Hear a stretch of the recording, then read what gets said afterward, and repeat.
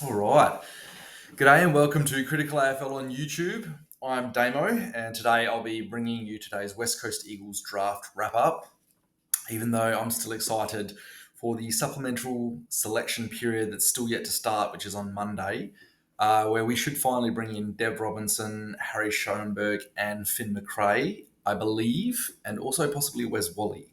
Um, Also, a special shout out to John with letters and numbers on the end of his name, who pointed out that he's been following this channel for quite a while and still doesn't know what my name is.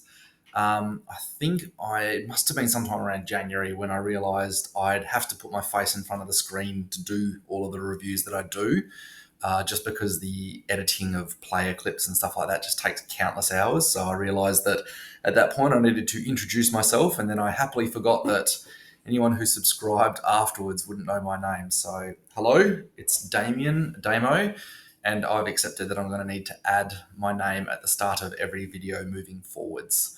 I'll try not to make it sound too Ron Burgundy. Anyways, like I said, today's video is a wrap up of our draft period, including the awesome rookie listing pickup of Fred Rodriguez today, which I wasn't expecting. And I'll be covering in today's video a review of each player we drafted, and what I think is exciting about them or what to look forward to. Two who we didn't get, and then some of the things that happened across the last 3 days, because there were a lot of names that we probably expected and some moves that took a little bit of brain power to try and make sense of, which I'll explain later. Somewhere around that pick 19, a few things happen. Before finally, I'll also speak about who we're still yet to bring in, like I mentioned, and just generally what all of this means for our squad in 2026. But before that, I'm going to try and make a point of putting the word out to all the new viewers of this channel and my videos to please consider hitting the subscribe button if you haven't already. I've noticed there's been a shift in audience since the end of the AFL season, and now that the trade and draft content is coming out. But for all of those who are new, I do cover weekly AFL and Waffle reviews during the season, including the trade and draft coverage that I'm doing now, and then off-season content, just tracking players, setting up for the upcoming year, and then everything else in between. So if you like to consume your West Coast updates in this format, the content is here all year round. But let's get back to that draft wrap up. And despite so much coverage already, especially from myself, I'm actually really keen to kick this off with Willem Dersma and Cooper Duff Titler. So Dersma first, because just believe it or not, we've actually learned a little bit more about his role at West Coast since his name was called out. So we might have all known that he was coming, but there's been a little bit extra.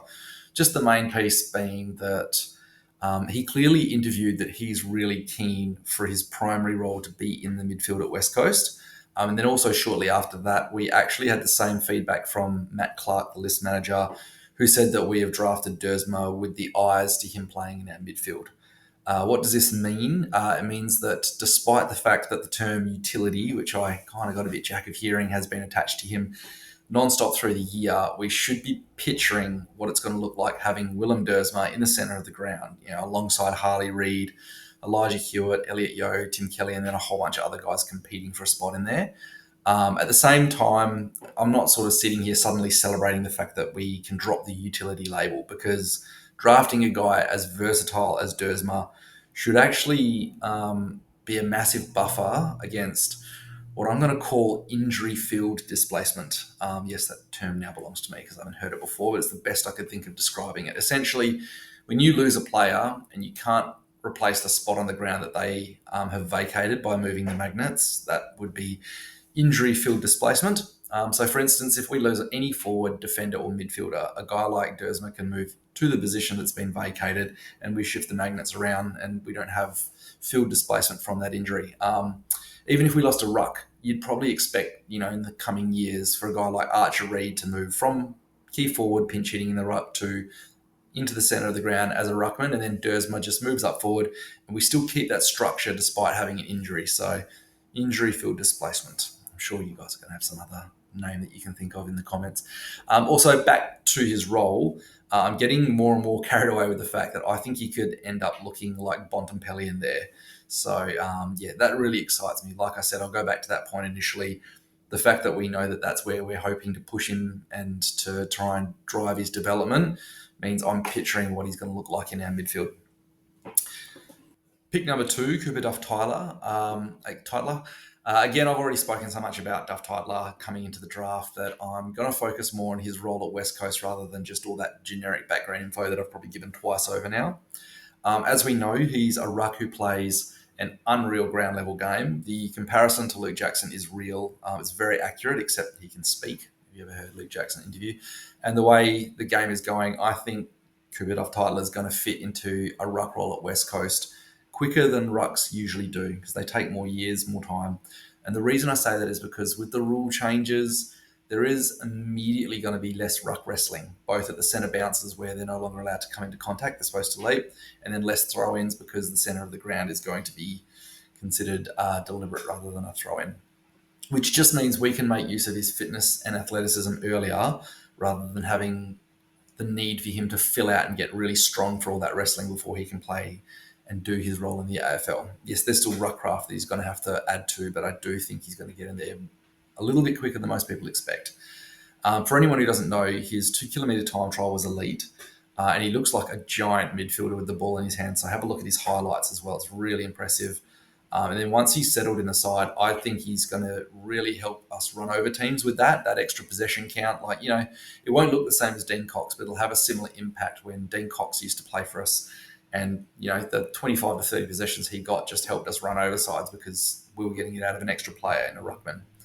My prediction for his AFL debut is that I think he'll play a few games next year, probably intermittently, but it's absolutely possible that we can expect to see him secure a spot in the 23 and keep it as early as his second year. I think it would be a bit rich to say that he's going to do that in his first year, but I think you could possibly expect that in his second year. Anyway, pick number 19, Josh Lindsay. So this is where I think there's probably going to be a little bit of controversial discussion points. So right off the bat, picking up Josh Lindsay really excites me as much as any other player we've picked up, by the way. It's more the way that we got there to him. So obviously we started at pick 13. We slid back with every bid on the first round that was matched.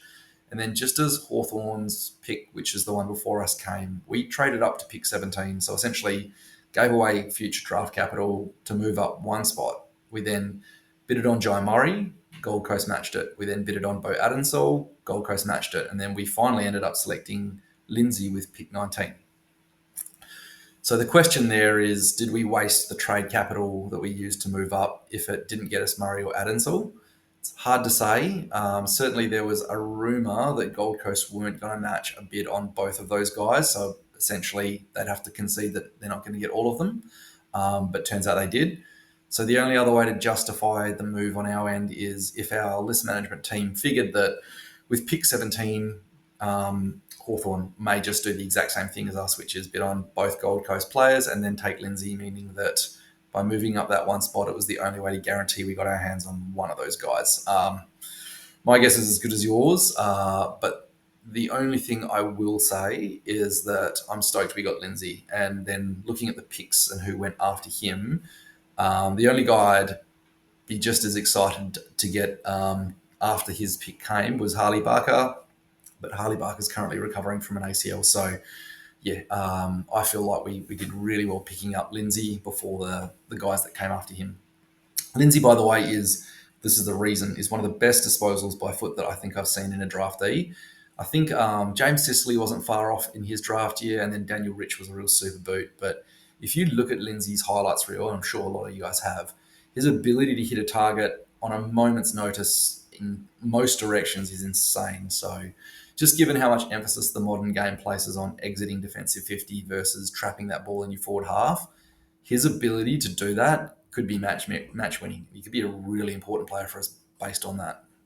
Pick number 29, Sam Allen. So I'm going to be completely honest and admit that he wasn't on my radar going into the draft. I just think given how even the draft supposedly was beyond the first round, then along with all of our NGA talent, I just didn't really know where to be looking and to go looking for guys at this point. But once we picked him up, Sam Allen's profile is really something that looks exciting. He was listed as a forward, which at a glance as well, when I first saw the pick that came through, didn't really help things. But then everybody's right up about his elite running and craft as a wingman is. And then I saw his combine stats where he ran the 2 kilometer time trial in under 6 minutes, which is very, very impressive. He had the highest running vertical leap and missed the season with an ACL early. So clearly he's done a lot right to be performing the way he did by the time the combine rolled around. But yeah, also we desperately have need for a top end wingman, which is what I was really hopeful Chesser was finally moving towards before his ungrateful departure to Carlton. So yeah, I'm just as excited about Sam Allen now that I've had time to process the pick that we've taken in him. Pick 39, Tyler Williams. So I think I called this pretty well because a bid did come for our NGA speedster Tyler Williams, but it was pick 39, and that was around more in line with what I was expecting rather than I think Kaltumi had him getting snapped up at pick 24 in his phantom draft. So yeah, pleased with that one. A bit like Sam Allen, Tyler Williams has an unreal athletic profile. I keep describing him as a similar mold to Darcy Jones at GWS, but without quite the same output at that same point in their draft year because Darcy Jones had an elite draft year. As a medium forward, I think there's every chance he'll get a game or two next year, but he's probably more likely to be on a longer timeline if he's going to secure a spot in our 23 at some point.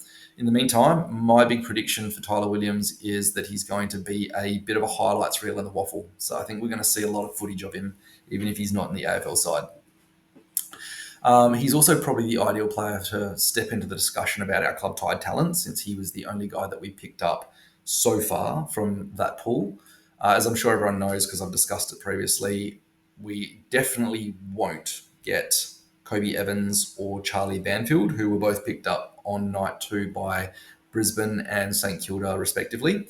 I think it really just ended up the way I did say in the last video. We told these guys that we would like to have them on our list.